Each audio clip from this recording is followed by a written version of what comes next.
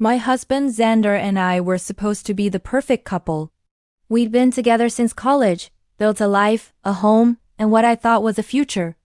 But for the past few months, something felt off. He was distant, always on his phone, and had a new password he wouldn't share. He'd say it was for work, that a big project was stressing him out. I wanted to believe him. I really did. But the late nights at the office, and the faint scent of a perfume that wasn't mine started to paint a different picture. My best friend Clara saw it too. She'd been dropping hints, telling me to be careful, but I kept making excuses for him. He's just under a lot of pressure, Clara, I'd say. But deep down, a seed of doubt was planted, and it was growing into a thorny vine wrapping itself around my heart.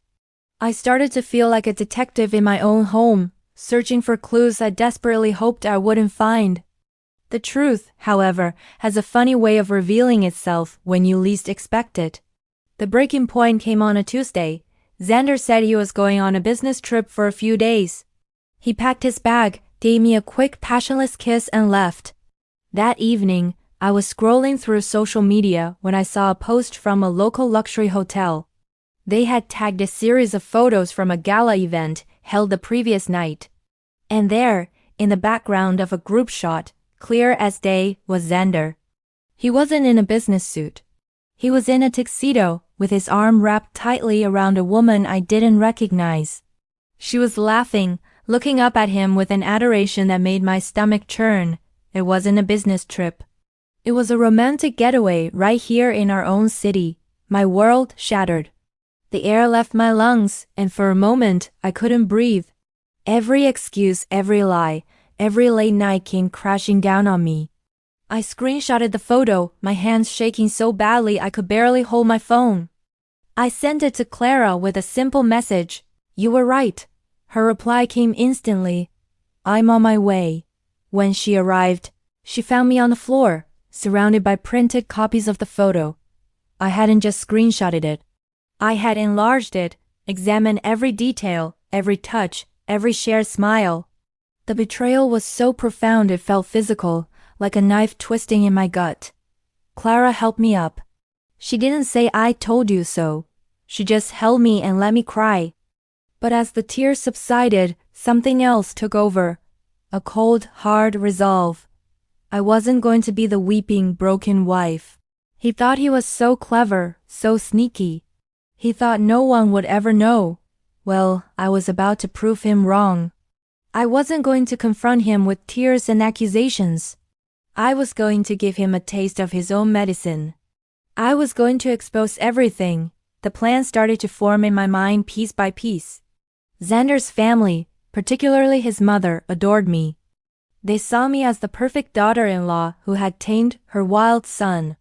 They were hosting a big family dinner that Sunday to celebrate his parents' anniversary.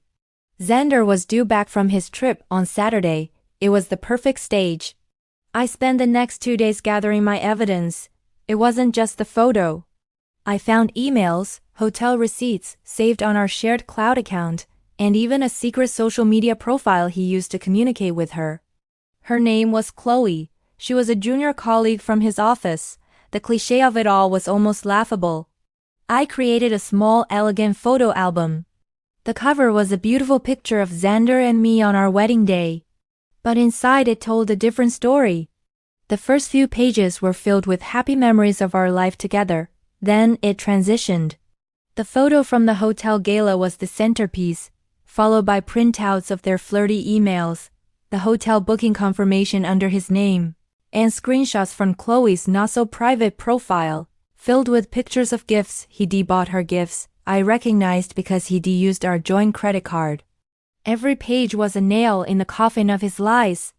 When Saturday came, Xander walked through the door, all smiles, holding a bouquet of cheap gas station flowers. I missed you, sweetheart, he said, trying to kiss me. I turned my head so his lips met my cheek. How was the trip? I asked, my voice eerily calm. Exhausting, he sighed, but successful. The deal is closed. I just nodded, a small knowing smile playing on my lips. He didn't notice. He was too caught up in his own fabricated reality. He spent the rest of the day telling me elaborate stories about his meetings and a non-existent client.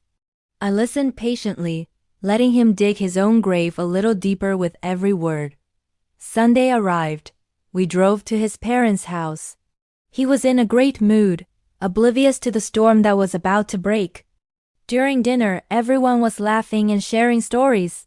His mother, Diane, turned to me. "Ophelia dear, you're so quiet tonight. Is everything all right?" I gave her a warm smile. "Everything is fine, Diane. In fact, I have a little anniversary gift for you and David." I pulled the beautifully wrapped photo album from my bag. I put together some of our favorite family memories. A chorus of oohs and ahs went around the table. Diane took it, her eyes lighting up. "Oh, Ophelia, you shouldn't have." She carefully unwrapped it and opened to the first page. "Oh, look, David, our wedding." She flipped through the first few pages, smiling fondly. Xander was beaming beside me, puffed up with pride at his thoughtful wife. Then, she turned the page to the hotel gala photo. The smile on her face froze. The room fell silent. She stared at the picture, her brow furrowed in confusion. "Xander, who is this woman?" she asked, her voice quiet but sharp. Xander's face went pale. He looked from his mother to the album, and his eyes widened in horror. He tried to snatch it, but his father, David, took it from her. He flipped to the next page and the next, his expression growing darker with each piece of evidence. The emails, the receipts, the photos of Chloe wearing a necklace I knew for a fact he bought last month. The silence was deafening. You could hear a pin drop. Xander was sputtering, trying to form words, but nothing came out. "Xander, what is this?" his father asked, his voice low and dangerous. All eyes were on my husband. His perfect world was crumbling around him, in front of the very people whose approval he craved most. I finally spoke, my voice steady and clear. "That," I said, looking directly at Xander, "is the successful business trip he just got back from. The one where he closed that big deal." I stood up from the table. "He thought no one would know. He thought he could lie to all of us. But the truth always comes out, doesn't it, Xander?" His mother was crying softly. His father just stared at him with pure, unadulterated disappointment. His siblings and their spouses looked anywhere but at him. He was completely and utterly exposed. I didn't stick around for the fallout. I picked up my purse, walked to the door, and didn't look back. As I drove away, I didn't feel sadness or anger.